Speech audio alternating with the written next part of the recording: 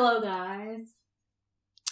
We're meeting in Molavi, and today we're reading Chapter 6, The Journey from Platform 9 3/4. Are you ready? Harry's last month with the Dursleys wasn't fun. True, Dudley was now so scared of Harry he wouldn't stay in the same room, while Aunt Petunia and Uncle Vernon didn't shut Harry in his cupboard, force him to do anything or shout at him. In fact, they didn't speak to him at all. Half terrified, half furious, they acted as though any chair with Harry in it was empty. Although this was an improvement in many ways, it did become a bit depressing after a while. Harry kept to his room, with his new owl for company. He had decided to call her Hedwig, a name he had found in a history of magic. His schoolbooks were very interesting. He lay on his bed reading late into the night, Hedwig swooping in and out of the window as she pleased. It was lucky that Aunt Petunia didn't come in to hoover anymore, because Hedwig kept bringing back dead mice every night before he went to sleep. Harry ticked off another day on the piece of paper he had pinned to the wall, counting down to September the 1st. On the last day of August, he thought he'd better speak to his aunt and uncle about getting to King's Cross Station the next day, so he went down to the living room, where they were watching a quiz show on television. He cleared his throat to let them know he was there, and Dudley screamed and ran from the room. Uncle Vernon? Uncle Vernon grunted to show he was listening. I need to be at King's Cross tomorrow to go to Hogwarts. Uncle Vernon grunted again. Would it be all right if you gave me a lift? Grunt. Harry supposed that meant yes. Thank you. He was about to go back upstairs when Uncle Vernon actually spoke. Funny way to get to a wizard's school. The train. Magic carpets all got punctures, have they? Harry didn't say anything. Where is this school, anyway? I don't know, said Harry, realising this for the first time. He pulled the ticket Hagrid had given him out of his pocket. I just take the train from platform 9 3/4 at 11 o'clock, he read. His aunt and uncle stared. Platform what? 9 3/4. Don't talk rubbish, said Uncle Vernon. There is no platform 9 3/4. It's on my ticket.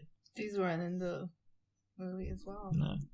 It was just the part that he goes, and he's like, oh, where is it? Yeah. And the guy was like... The train conductor's like, what? You kid.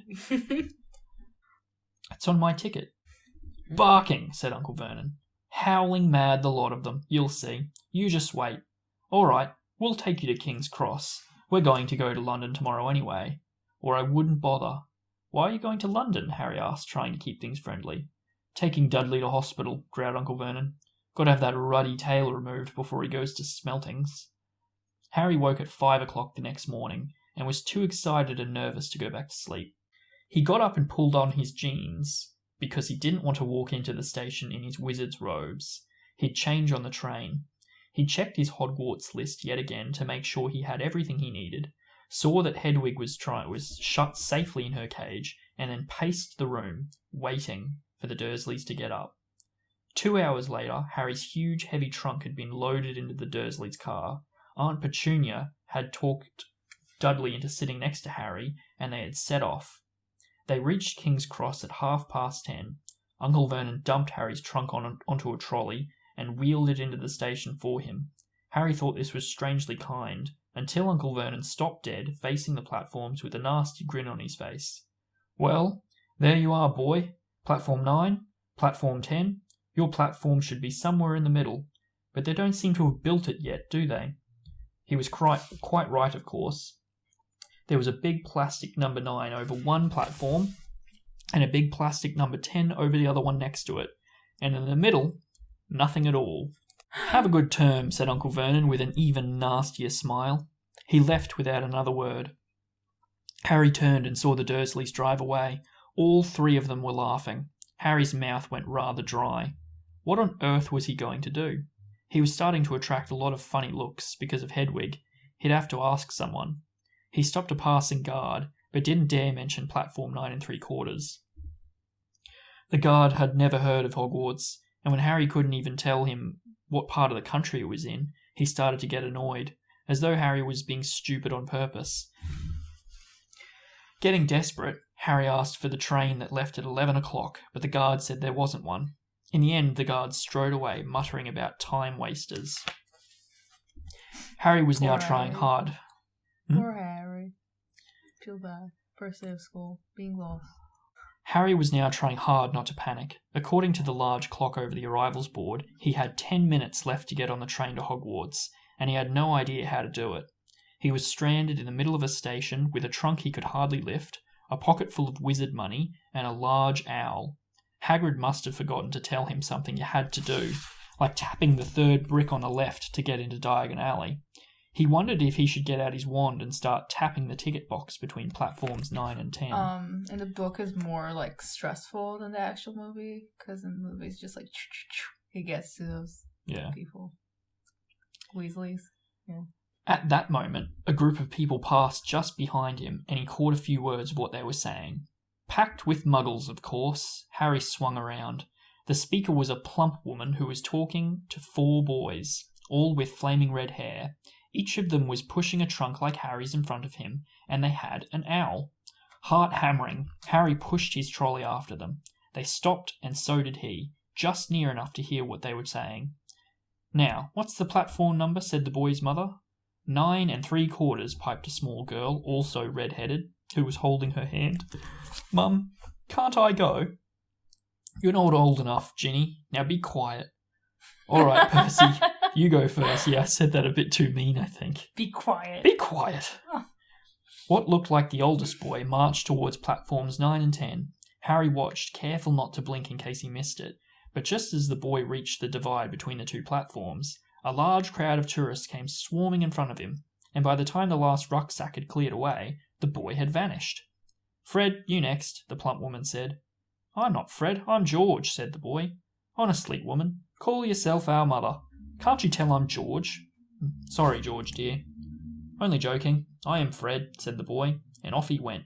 His twin called after him to hurry up, and he must have done, because a second later he had gone. But how had he done it? Now the third brother was walking briskly toward the ticket barrier. He was almost there, and then quite suddenly, he wasn't anywhere. There was nothing else for it.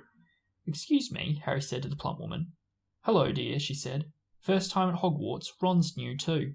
She pointed at the last and youngest of her sons. He was tall, thin, and gangling, with freckles, big hands, and feet, and a long nose. "Yes," said Harry. Is that Ron? That's Ron, yeah. Yeah, he's a little bit different in the books. Ron is small. He's a lot taller. Round. Like chubby cheeks. Yeah. No, he's skinny and tall. In fact, he looks a bit like Fred and George. Mm. Like they got their look right, but then they went with Ron. They're like, let's have like a chubby, cute kid. Yes, said Harry. The thing is, I don't know how to get onto the platform, she said kindly, and Harry nodded. Not to worry, she said. All you have to do is walk straight at the barrier between platforms 9 and 10. Don't stop, and don't be scared, or you'll crash into it. That's very important. Best do it at a bit of a run if you're nervous. Go on. Go now before Ron. Okay, said Harry. He pushed his trolley round and stared at the barrier. It looked very solid. He started to walk towards it. People jostled him on their way to the platforms 9 and 10. Harry walked more quickly. He was going to smash right into that ticket box, and then he'd be in trouble. Leaning forward on his trolley, he broke into a heavy run. The barrier was coming nearer and nearer. He wouldn't be able to stop. The trolley was out of control. He was a foot away. He closed his eyes, ready for the crash. It didn't come. He kept on running. He opened his eyes. A scarlet steam engine was waiting next to a platform parked with people. A sign overhead said, Hogwarts Express, 11 o'clock. Harry looked behind him and saw a wrought iron archway where the ticket box had been, with the words, Platform 9 3/4 on it. He had done it. Smoke from the engine drifted over the heads of the chattering crowd, while cats of every colour wound here and there between their legs. Owls hooted to each other in a disgruntled sort of way over the babble of scraping of heavy trunks. The first few carriages were already packed with students, some hanging out of the windows, still talking to their families, some fighting over seats. Harry pushed his trolley off down the platform in search of an empty seat. He passed a round-faced boy who was saying, Gran, I've lost my toad again. Oh, Neville, he heard the old woman sigh. Oh, no. Oh, no. Oh, no. A boy with dreadlocks was surrounded by a small crowd. Give us a look, Lee. Go on. The boy lifted the lid of a box in his arms, and the people around him shrieked and yelled as something inside poked out a long, hairy leg. Harry pressed on through the crowd until he found an empty compartment near the end of the train. He put Hedwig inside first, and then started to shove and heave his trunk toward the train door. He tried to lift it up the steps, but could hardly raise one end, and twice he dropped it painfully on his foot. Want a hand? It was one of the red-haired twins he had followed through the ticket box. Yes, please, Harry panted. Oi, Fred, come here and help. With the twins' help, Harry's trunk was at last tucked away in the corner of the compartment. Thanks, said Harry, pushing his sweaty hair out of his eyes. What's that? Said one of the twins suddenly, pointing at Harry's lightning scar. Blimey, said the other twin. Are you? He is, said the first twin. Aren't you? He added to Harry. What? Said Harry. Harry Potter, chorused the twins. Oh, him, said Harry. I mean, yeah, I am. The two boys gawped at him, and Harry felt himself going red. Then, to his relief, a voice came floating in through the train's open door. Fred, George, are you there? Coming, Mum. With a last look at Harry, the twins hopped off the train. Harry sat down next to the window where, half hidden, he could watch the red-haired family on the platform and hear what they were saying. Their mother had just taken out a handkerchief. Ron, you've got something on your nose. The youngest boy tried to jerk out of the way, but she grabbed him and began rubbing the end of his nose. Mum, get off, he wiggled free. Ah, his ickle Ronnie got something on his nose, said one of the twins. Shut up, said Ron. Where's Percy? Said their mother. He's coming now. The oldest boy came striding into sight.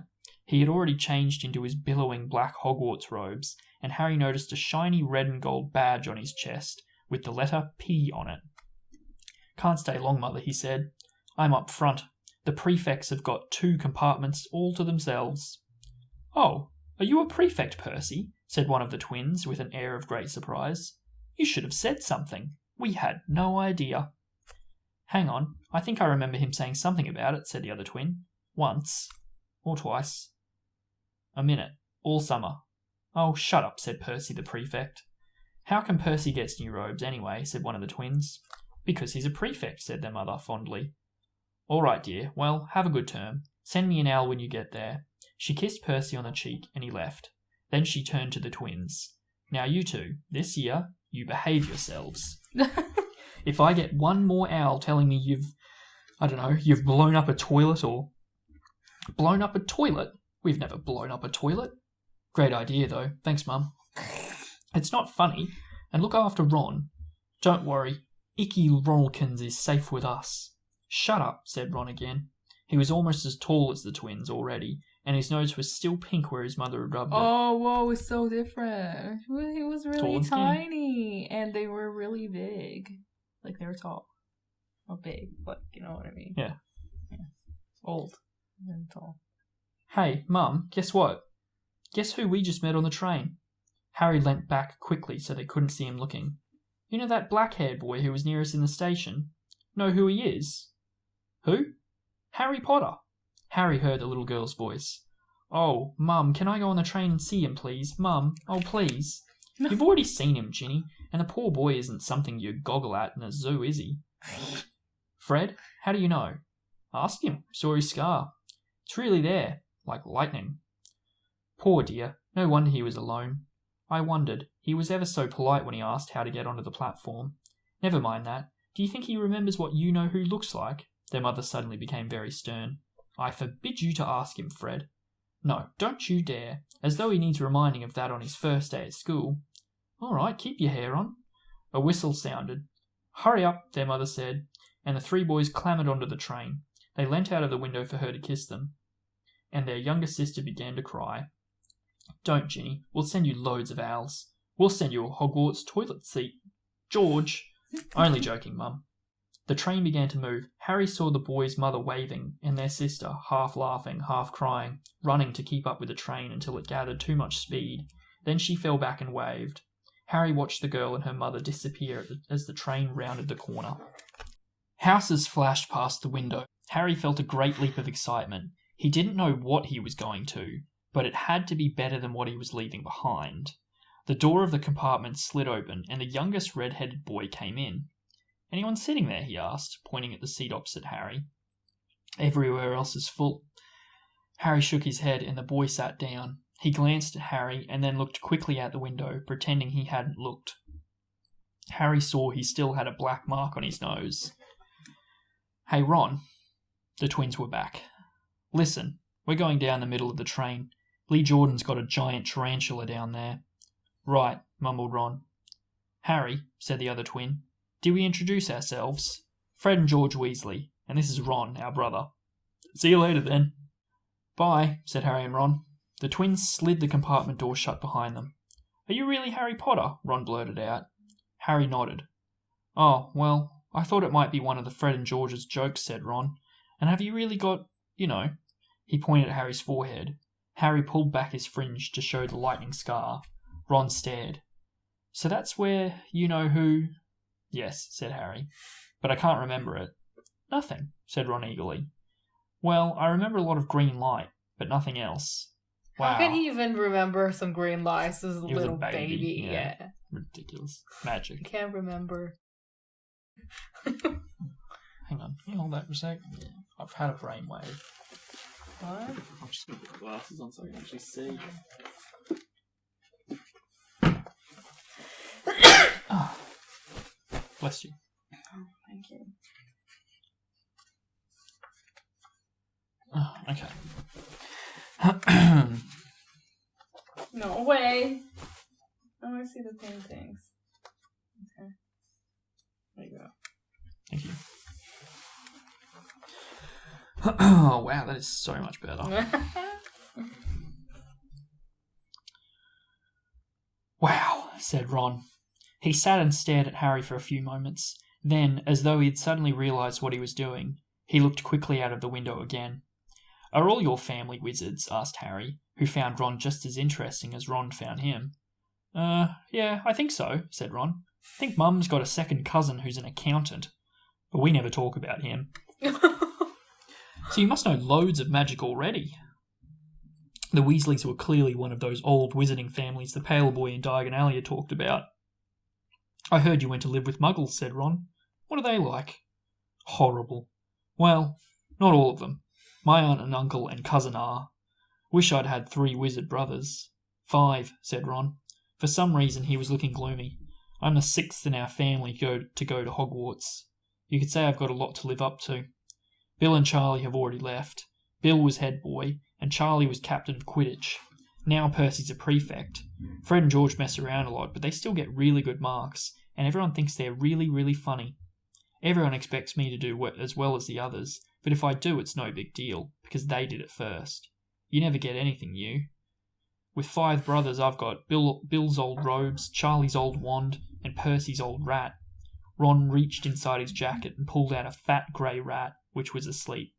"His name's Scabbers, and he's useless. He hardly ever wakes up. Percy got an owl from my dad for being made a prefect, but they couldn't afford, I got Scabbers instead." Ron's ears went pink. He seemed to think he'd said too much, because he went back to staring out of the window. Harry didn't think there was anything wrong with not being able to afford an owl. After all, he'd never had any money in his life until a month ago, and he told Ron so. All about having to wear Dudley's old clothes and never getting proper birthday presents. This seemed to cheer Ron up. "And until Hagrid told me, I didn't know anything about being a wizard, or about my parents, or Voldemort," Ron gasped. "What?" said Harry. "You said you know whose name," said Ron, sounding both shocked and impressed. "I'd have thought you of all people." "Oh, I'm not trying to be brave or anything, saying the name," said Harry. "I just never knew you shouldn't. See what I mean? I've got loads to learn. I bet," he added, voicing for the first time something that had been worrying him a lot lately, I bet I'm the worst in class." "You won't be. There's loads of people who come from Muggle families, and they learn quick enough." While they had been talking, the train had carried them out of London. Now they were speeding past fields full of cows and sheep. They were quiet for a time, watching the fields and lanes flick past. Around 12:30, there was a great clattering outside in the corridor, and a smiling, dimpled woman slid back their door and said, "Anything off the trolley, dears?" Yeah, the frog chocolate. Harry, who hadn't had any breakfast, leapt to his feet, but Ron's ears went pink again, and he muttered that he thought he'd have sandwiches.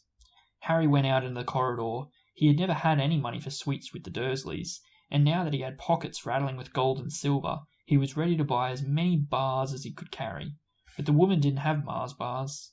What she did have were Bertie Bott's every flavour beans, Drooble's best blowing gum, chocolate frogs, pumpkin pasties, cauldron cakes, licorice wands, and a number of other strange things Harry had never seen in his life. Not wanting to miss anything, he got some of everything and paid the woman 11 silver sickles and 7 bronze nuts. Ron stared as Harry brought it all back into the compartment and tipped it onto an empty seat. "Hungry, are you?" "Starving," said Harry, taking a large bite out of a pumpkin pasty. Ron had taken out a lumpy package and unwrapped it. There were 4 sandwiches in there.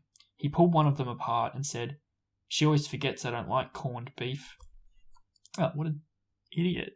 He's got a corned beef sandwich and he's like, "Yeah, I love candy." Yeah, that's stupid. Corned beef love candy, you know that, but... Like a meal? Like corned beef sandwich? Absolutely, I'd be jumping on that. Yeah, like, if you're hungry, candy doesn't help. Yeah, no. Bad for your teeth too. In fact, you ready? Harry. "Swap you for one of these," said Harry, holding up a pasty. "Go on."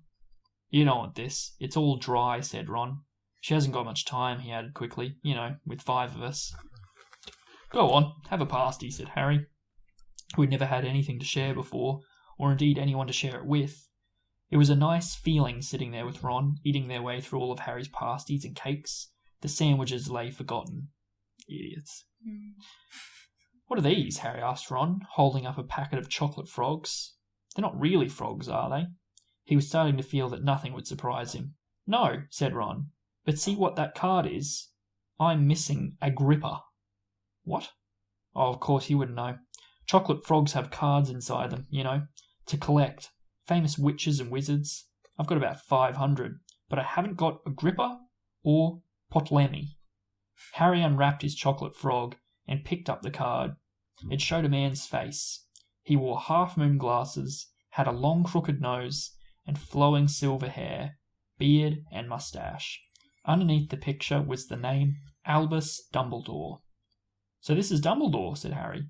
"Don't tell me you've never heard of Dumbledore," said Ron. "Can I have a frog?" "I might get Agrippa." "Thanks." Harry turned over his card and read, "Albus Dumbledore, currently headmaster of Hogwarts, considered by many the greatest wizard of modern times. Professor Dumbledore is particularly famous for his defeat of the dark wizard Grindelwald in 1945, for the discovery of 12 uses of dragon's blood, and his work on alchemy with his partner, Nicholas Flamel. Professor Dumbledore enjoys chamber music and 10-pin bowling." Harry turned the card back over and saw to his astonishment that Dumbledore's face had disappeared. "He's gone." "Well, you can't expect him to hang around all day," said Ron. "He'll be back." "No, I've got Morgana again. I've got about 6 of her. Do you want it? You can start collecting." Ron's eyes strayed to the pile of chocolate frogs waiting to be unwrapped. "Help yourself," said Harry. "But in, the Muggle world, people just stay put in photos." "Do they?" "What, like they don't move at all?" Ron sounded amazed. "Weird." Harry stared as Dumbledore sidled back into the picture of his card and gave him a small smile. Ron was more interested in eating the frogs than looking at the famous witches and wizard cards. But Harry couldn't keep his eyes off of them. Soon he had not only Dumbledore and Morgana, but Hengst of Woodcroft, Alberic... It's a name. These are names. Alberic Grunion, Circe Persilius, and Merlin. He finally tore his eyes away from the druid's Siladonia, who was scratching her nose, to open a bag of Bertie Bott's every flavour beans. "You want to be careful with those," Ron warned Harry. "When they say every flavour, they mean every flavour. You get all the ordinary ones like chocolate and peppermint and marmalade, but then you can get spinach and liver and tripe. George reckons he had a bogey flavour one once." Ron picked up a green bean, looked at it carefully, and bit into a corner. "Blah! See? Sprouts." I bought you one. Yeah, I ate half. Did you? Yeah, they weren't very good. Yeah, they were pretty good. bad. Yeah. Then it was real. Good. They had a good time eating the every flavour beans. Harry got toast, coconut, baked beans, strawberry, curry, grass, coffee, sardine, and was even brave enough to nibble the end of a funny grey one Ron wouldn't touch, which turned out to be pepper. The toast one sounds good. It's better than sardine. Yeah. What would you, if you like had to make a flavour that was like a bit weird, what would you make? Like it has to be bad? No, like different. Like. No, I just like I don't know. Normal things. I like cream and strawberry. What about like jalapeno? Like just think like way outside the box. Cucumbers. Cucumber flavoured candy? Yeah. The countryside now flying past the window was becoming wilder. The neat fields had gone. Now there were woods, twisting rivers, and dark green hills. There was a knock on the door of their compartment, and the round-faced boy Harry had passed on the platform came in. He looked tearful. "Sorry," he said, "but have you seen a toad at all?"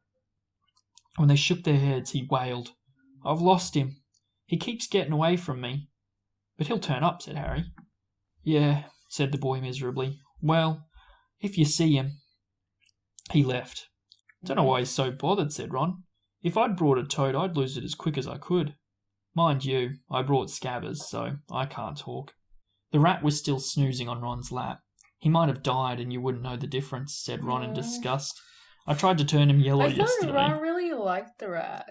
No, he's a rat. I don't know, I thought he likes it. Nah, it's like a hand-me-down pet. "I tried to turn him yellow yesterday to make him more interesting, but the spell didn't work. I'll show you. Look." He rummaged around in his trunk and pulled out a very battered-looking wand. It was chipped in places, and something white was glinting at the end. Unicorn hairs nearly poking out anyway. He had just raised his wand when the compartment door slid open again. The toadless boy was back, but this time he had a girl with him. Hermione! She was already wearing her new Hogwarts robes. "Has anyone seen a toad?" "Neville's lost one," she said. She had a bossy sort of voice, lots of bushy brown hair, rather large front teeth. "We've already told him we haven't seen it," said Ron. But the girl wasn't listening. She was looking at the wand in his hand. "Oh, you're doing magic? Let's see it then." She sat down. Ron looked taken aback. "Ugh, all right." He cleared his throat. "Sunshine daisies, buttermellow, turn this stupid fat rat yellow." He waved his wand, but nothing happened. Scabbers stayed grey and fast asleep. "Are you sure that's a real spell?" said the girl. "Well, it's not very good, is it? I've tried a few simple spells just for practice, and it's all worked for me. Nobody in my family's magic at all. It was ever such a surprise when I got my letter, but I was ever so pleased, of course. I mean, it's the very best school of witchcraft there is, I've heard. I've learned all our set books off by heart, of course. I just hope it will be enough. I'm Hermione Granger, by the way. Who are you?" She said all this very fast. Harry looked at Ron and was relieved to see by his stunned face that he hadn't learnt all the set books off by heart either. I'm Ron Weasley," Ron muttered. "Harry Potter," said Harry. "Are you really?" said Hermione.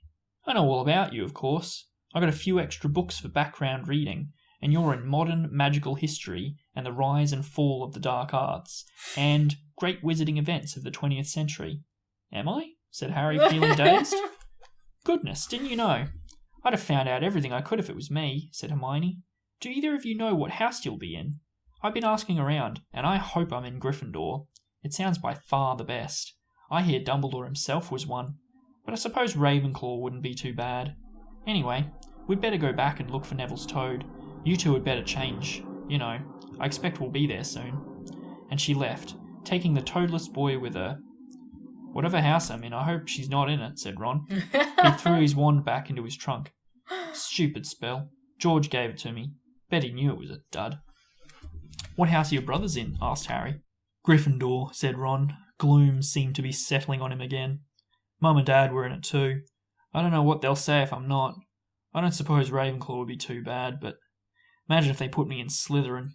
That's the house Vol, I mean. You know who was in. Yeah, said Ron. He flopped back into his seat, looking depressed. You know, I think the ends of Scabbers' whiskers are a bit lighter, said Harry, trying to take Ron's mind off of houses. So what do your oldest brothers do now they've left, anyway? Harry was wondering what a wizard did once he'd finished school. Charlie's in Romania studying dragons, and Bill's in Africa doing something for Gringotts, said Ron. Did you hear about Gringotts? It's been all over the Daily Prophet, but I don't suppose you get that with the Muggles. Someone tried to rob a high-security vault. Harry stared. Really? What happened to them? Nothing. That's why it's such big news. They haven't been caught. My dad says it must have been a powerful dark wizard to get round Gringotts, but they don't think they took anything. That's what's odd. Of course, everyone gets scared when something like this happens in case you know who's behind it. Harry turned this news over in his mind. He was starting to get a prickle of fear every time you know who was mentioned. He supposed this was all part of entering the magical world, but it had been a lot more comfortable saying Voldemort without worrying. What's your Quidditch team? Asked Ron. I don't know any, Harry confessed. What? Ron looked dumbfounded. Oh, you wait. It's the best game in the world. And he was off, explaining all about the 4 balls and the positions of the 7 players, describing famous games he'd been to with his brothers and the broomstick he'd like to get if he had the money. He was just taking Harry through the finer points of the game when the compartment door slid open yet again. But it wasn't Neville the toadless boy, or Hermione Granger this time. 3 boys entered, and Harry recognised the middle one at once. It was the pale boy from Madame Malkin's robe shop. He was looking at Harry with a lot more interest than he'd shown back in Diagon Alley. Is it true? He said. They're all saying down the train that Harry Potter's in this compartment. So it's you, is it? Yep, said Harry. He was looking at the other boys. Both of them were thick-set and looked extremely mean. Standing either side of the pale boy, they looked like bodyguards. Oh, this is Crabbe, and this is Goyle, said the pale boy carelessly, noticing where Harry was looking. And my name's Malfoy. Draco Malfoy. Ron gave a slight cough, which might have been hiding a snigger. Draco Malfoy looked at him. Think my name's funny, do you? No need to ask who you are. My father told me all the Weasleys have red hair, freckles, and more children than they can afford. He turned back to Harry. Yeah. Rich people. Ugh. You'll soon find out some wizarding families are much better than others. You don't want to go making friends with the wrong sort. I can help you there. He held out his hand to shake Harry's, but Harry didn't take it. Is this happening in the train? This is on the train. Oh, it wasn't the Hogwarts, though, in the movie, wasn't it? Yeah. I think I can tell who the wrong sort are for myself, thanks, he said coolly. Draco Malfoy didn't go red, but a pink tinge appeared in his pale cheeks. I'd be careful, are you, Potter, he said slowly, and unless you're a bit more politer, you'll go the same way as your parents. They didn't know what was good for them either. You hang around with riff-raff like the Weasleys and the Hagrid, and it'll rub off on you. Both Harry and Ron stood up. Ron's face was as red as his hair. Say that again, he said. Oh, you're going to fight us, are you? Malfoy sneered. Unless you get out of here now, said Harry, more bravely than he felt, because Crabbe and Goyle were a lot bigger than him or Ron. But we don't feel like leaving, do we, boys? We've eaten all our food, and you still seem to have some.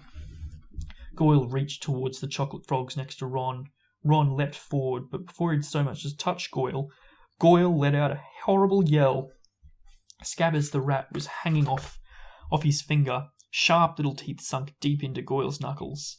Crabbe and Malfoy backed away as Goyle swung Scabbers around and round, howling, and when Scabbers finally flew off and hit the window, all 3 of them disappeared at once. Perhaps they thought there were more rats lurking among the sweets, or perhaps they'd heard footsteps, because a second later Hermione Granger had come on in. What has been going on in here? She said, looking at the sweets all over the floor, and Ron picking up Scabbers by his tail. I think he's been knocked out, said Ron. He looked closer at Scabbers. No, I don't believe it. He's gone back to sleep. And so he had. You've met Malfoy before. Harry explained about their meeting in Diagon Alley. I've heard of his family, said Ron darkly. They were some of the first to come back to our side after you-know-who disappeared. Said they'd been bewitched. My dad doesn't believe it. He says Malfoy's father didn't need an excuse to go over the dark side. He turned to Hermione. Can we help you with something? You'd better hurry up and put your robes on. I've just been up the front to ask the driver, and he says we're nearly there. You haven't been fighting, have you? You'll be in trouble before we've even gotten there. Scabbers has been fighting, not us, said Ron, scowling at her. Would you mind leaving while we change? Oh, all right. I only came in here because people outside are behaving very childishly, racing up and down the corridors, said Hermione, in a sniffy voice. And you've got dirt on your nose, by the way. Did you know? Ron glared at her as she left. Harry peered out of the window. It was getting dark. He could see mountains and forests under a deep purple sky. The train did seem to be slowing down. He and Ron took off their jackets and pulled on their long black robes. Ron's were a bit short for him. You could see his trainers underneath them. A voice echoed through the train. We will be reaching Hogwarts in 5 minutes' time.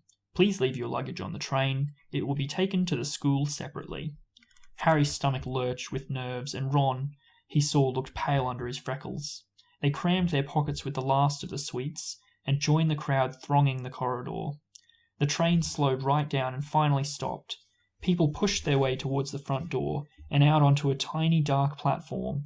Harry shivered in the cold night air. Then a lamp came bobbing over the heads of the students, and Harry heard a familiar voice. First years here. All right there, Harry. Hagrid's big hairy face beamed over the sea of heads. Come on, follow me. Any more first years? Mind your step now. First years, follow me. Slipping and stumbling, they followed Hagrid down what seemed to be a steep, narrow path. It was so dark either side of them that Harry thought there must be thick trees there. Nobody spoke much. Neville, the boy who kept losing his toad, sniffed once or twice. You'll get your first sight of Hogwarts in a sec, Hagrid called over his shoulder. Just round this bend here. There was a loud, ooh! The narrow path had opened suddenly onto the edge of the great black lake, perched atop a high mountain on the other side. Its windows sparkling in the starry sky was a vast castle with many turrets and towers. No more than 4 to a boat, Hagrid called, pointing to a fleet of little boats sitting in the water by the shore. Harry and Ron were followed into the boat by Neville and Hermione.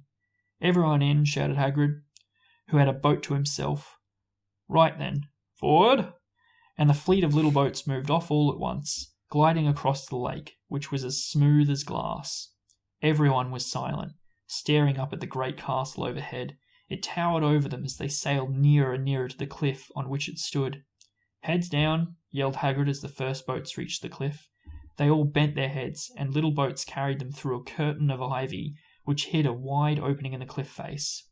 They were carried along a dark tunnel, which seemed to be taking them right underneath the castle, until they reached a kind of underground harbour, where they clambered out onto the rocks and pebbles. Were this in the movie? No. Oh, There's like a whole. They probably just couldn't afford to build that set because it sounds pretty cool, doesn't it? Yeah. Like a wall of ivy. Yeah. And then an underground harbour. That would have looked lit. Oi, you there! Is this your toad? Said Hagrid, who was checking the boats as people climbed out of them. Trevor! Cried Neville blissfully, holding out his hands. Then they clambered up a passageway in the rock after Hagrid's lamp, coming out at last onto smooth, damp grass, right in the shadow of the castle. They walked up a flight of stone steps and crowded around a huge oak front door. Everyone here? You there? Still got your toad? Hagrid raised a gigantic fist and knocked 3 times on the castle door. That's the chapter. The next chapter is The Sorting Hat as well. Yeah. I'll put up a link for the For the Sorting Hat quiz. So people can do that before they read this chapter. Yeah. Okay. What do you think of that one? Good? Talking points? Ron's wand? How they described it? Do you remember how they described it? I'm trying to find it again. Like how it had the unicorn hair like sticking out of it. Oh, okay, yeah. I didn't pick that up. It was chipped in places and something white was glinting at the end. Yeah. Like it's a battered a very battered looking wand, chipped. The unicorn hair is coming out. So like that's all the power of the wand is the core, and it's like exposed. Why is it like because it was year? it was like a handy down wand from Bill or Charlie, either Bill or Charlie, one of them. Like, does it suit him? Doesn't it have to be his? Yeah, see, that's the thing. That's why Ron sucks at magic for ages, because he's got a wand that not only didn't pick him, but like it picked. I think it was Charlie. It would have been Charlie's wand. Yeah. And I read about it. The type of wood. Yeah, I don't remember what it is, but it's like a loyal wood, and it doesn't work for anyone else but the person that has the wand. It's like not only is it not his wand, but the type of wand doesn't want to work for anybody but Charlie. And then he like snaps in half. Like that's why he gets way, way better at magic in the third book, because his wand breaks in the second one, and suddenly he's got a wand that works for him. Yeah. Yeah. Yeah, that's what you would pick, not me. What? Like, I didn't think, like... Oh, no, I don't even remember that the unicorn hair was coming out. Like, that's not good. I also remember that unicorn hair is, it's the only wand core that, like, loses potency. Like, it gets weaker as time goes on. Like, Dragon Heartstring and, like, Phoenix Feather, like, that'll stay powerful forever. Like, it'll keep its power. But unicorn hair, like, the magic, like, leaves. So he's got an old chipped wand with damaged wood that's only loyal to Charlie, and the core is, like, dead. You know what? Maybe the spell his brothers gave him actually worked. Was legit, but, you know, his wand just sucks. Yeah. Yeah. Because it made, like, a sound in the movie. But yeah, no, Ron gets, like, a hard go there. Yeah. Like, he could have been, like, just as good as his brothers at magic. Yeah. If he just had, like, a good wand straight away. But his parents... And, like, I don't understand... Like, wands are pretty expensive, obviously. But do you remember how much Harry paid for his wand? It was like 18 galleons, which is a lot of money. But, like, their textbooks are, like, 10 galleons each. And their mum somehow affords... like several school books for all of them a year. How come she can't afford a wand for Ron? Like, it's a pretty good investment, you know. Neville's got a toad. We knew that. Yeah, I don't know. I'm trying to think of things. There's a pathway to Griffin. Yeah. Is it Griffin? No, just Hogwarts. Hogwarts. Good architecture. Yeah. I wish they made that in the movie. Okay. Anything else? No. Alright. We'll leave it there then. Okay. If you like the video, like it and subscribe. That's it. Yeah. Okay. See ya. See ya. Bye. Good one. Yeah. Good.